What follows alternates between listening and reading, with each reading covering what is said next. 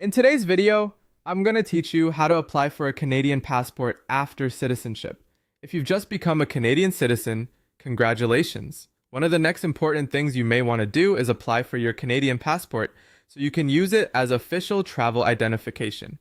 In this walkthrough, we're starting at the right place so you can find the official guidance directly from the Government of Canada.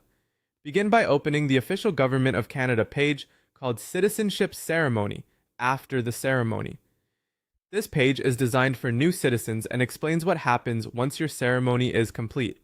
It's a helpful starting point because it outlines the next actions you may need to take, including getting your citizenship documents in order and moving on to your passport application. When you land on the page, take a moment to look through the information carefully. This section is important because it gives you the official post-ceremony instructions straight from the source.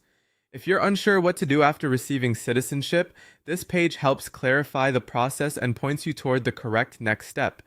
As you review the page, look for the information related to applying for a passport after becoming a citizen. The reason this matters is that your passport application depends on your citizenship status being complete and documented properly. In other words, this page helps confirm that you're following the correct order and using the right government resource before you begin your passport application. A good tip here is to make sure you are using the official Canada .ca website, not a third-party source. That helps you avoid outdated instructions, incorrect forms, or unnecessary fees. Official government pages are usually the safest and most accurate place to begin for anything related to citizenship or passports. It's also a smart idea to read slowly and double-check any details mentioned on the page, especially if you recently completed your ceremony and are waiting for documents or reviewing what you received. Even though this step seems simple, starting from the official after the ceremony page can save time and prevent confusion later. So for this process, the main action is straightforward. Go to the Government of Canada's citizenship ceremony